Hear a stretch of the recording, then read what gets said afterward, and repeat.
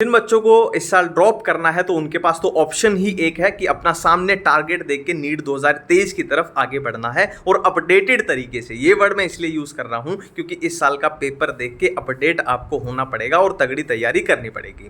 पर बहुत सारे ऐसे बच्चे होंगे जो आगे नीट नहीं देना चाहते, उसके कुछ भी रीजन हो सकते हैं, नंबर बहुत कम आए हैं या फिर ड्रॉप बहुत ज्यादा हो गए हैं, मतलब भाई आगे नीट नहीं देना, अब हम नीट दे के थक चुके हैं, अब हमें लग रहा है कि अपने से नहीं होगा। सिंपल शब्दों में यही सच्चाई बात जिनके मन में है, ठीक है। अब वो एमबीबीएस तो मिली नहीं, अब करें तो क्या करें, करें तो क्या करें। तो है ना, अगर मोटे मोटे तरीके से देखेंगे तो अपने पास कौन से कोर्स आते हैं। देखो, होने को तो 50 कोर्स हो सकते हैं, पर जो सुपरफिशियल कोर्स हैं वो कौन से अपने एमबीबीएस के अलावा बीडीएस है, बीएएमएस है, बीएचएमएस है, वेटनरी है, एग्रीकल्चर है, नर्सिंग है, अपर यही है, और बीएससी तो फिर बच ही जाता है ना, वो तो वही है, भीड़ वाला हिस्सा है, ठीक है। अब इनमें से कौन सा कोर्स सही रहेगा, कौन सा सही नहीं रहेगा, ठीक है।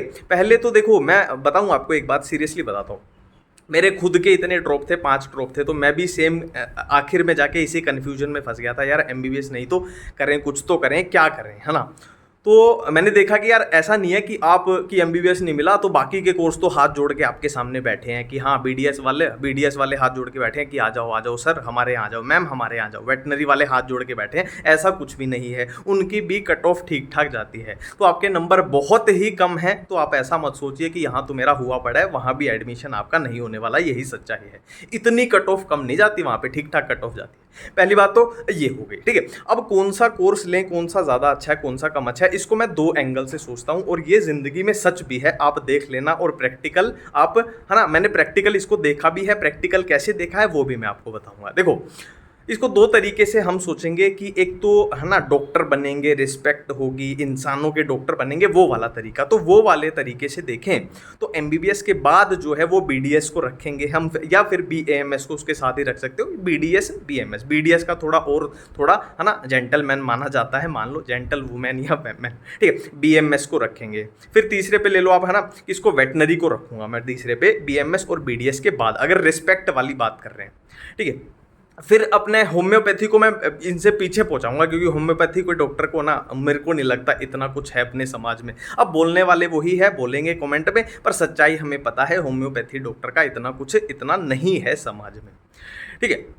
तो नर्सिंग को मैं बीएचएमएस से ऊपर रखूंगा, होम्योपैथी से ऊपर रखूंगा इस मामले में भी, ठीक है। अब दूसरा एंगल अपने पास क्या आता है इन चीज़ों को सोचने का, कि पैसा किससे कितना बनेगा और कितना जल्दी बनेगा, है ना। एक तो देखो, गवर्नमेंट जॉब लग रही है कि आपकी डिग्री के 8 साल बाद लग रही है, एक डिग्री के 2 साल बाद लग रही है, तो ये चीज़ भी मैटर करती है। तो देखो, 100% में से 20% ये है कि हाँ आप डॉक्टर हो, इंसानों के डॉक्टर हो, ये सब चीज़ें हैं, पर 80% चीज़ यही मैटर करती है आपके लिए और आपकी फैमिली के लिए, कि भाई इनकम कितनी आएगी, पैसा कितना आएगा, और कितना जल्दी हम ग्रेजुएशन करते ही कमाने लगेंगे। तो इस मामले में एमबीबीएस के बाद दूसरे नंबर पर आती है वेटनरी, और ये 100% सच है ना, कोई कुछ भी बोले, ये मैं आपको बोल रहा हूँ, है ना। और मैंने इसीलिए वेटनरी ली थी, और वेटनरी, और इसका मैं प्रैक्टिकल रीज़न बताता हूँ। वेटनरी में जहाँ मैं था वहाँ बीडीएस छोड़ के बच्चे आए थे, और ऐसा नहीं फर्स्ट ईयर छोड़ के, सेकंड ईयर छोड़ के, बीएएमएस आयुर्वेदिक छोड़ के भी आए थे, नर्सिंग छोड़ के भी बच्चे आए थे, है ना। तो उसका कुछ तो रीज़न रहा होगा, और मैंने प्रैक्टिकली देखा भी है, मेरे बहुत सारे दोस्त हैं आयुर्वेदिक में, बीडीएस में, वो साफ साफ बोलते हैं कि भाई जॉब का खतरा है। जॉब का खतरा क्यों है? क्योंकि बीडीएस आयुर्वेदिक की सरकारी नौकरी बहुत ही कम है। आप अपने अराउंड देख लेना, आयुर्वेदिक सरकारी डॉक्टर आपको बहुत ही रेयर दिखाई पड़ेंगे, और अपना क्लिनिक चला लेंगे तो ये तो आप अपने शहर में देख लेना, कितने छोटे छोटे दुकानों में डेंटल और ये आयुर्वेदिक खुले पड़े हुए हैं, तो उनमें से 100 में से शायद एक ही चलता है। तो ये रीज़न है, ठीक है। अब यहाँ दूसरे पे वेटनरी को रखूंगा, और तीसरे पे मैं रखूंगा नर्सिंग को।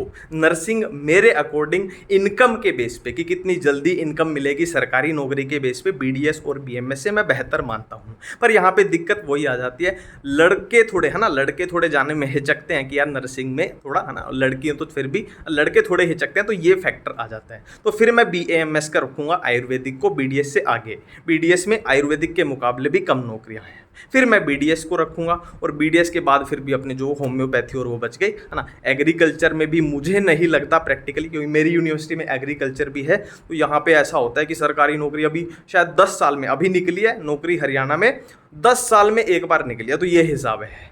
और लास्ट में फिर बीएससी तो बच ही जाती है। अब बीएससी में आप है ना वो बायोटेक माइक्रो बायो अच्छी यूनिवर्सिटी से मिल रही है, जैसे कि किसी को दिल्ली यूनिवर्सिटी, पंजाब यूनिवर्सिटी, तो बड़ी यूनिवर्सिटी से वो भी एक अच्छी है बायोटेक माइक्रो बायो, उसमें भी आप जा सकते हो है ना। गवर्नमेंट टीचर आगे उसमें भी बहुत सारे ऑप्शन है। तो यही सब चीज़ें थी, मेरा ओपिनियन ये था है ना। हो सकता है चीज़ें गलत हों है ना, मेरे को नहीं पता, पर मेरा ओपिनियन ये था, मैंने अपनी ज़िंदगी में यही एक्सपीरियंस किया है, यही देखा है। ठीक है, थैंक यू।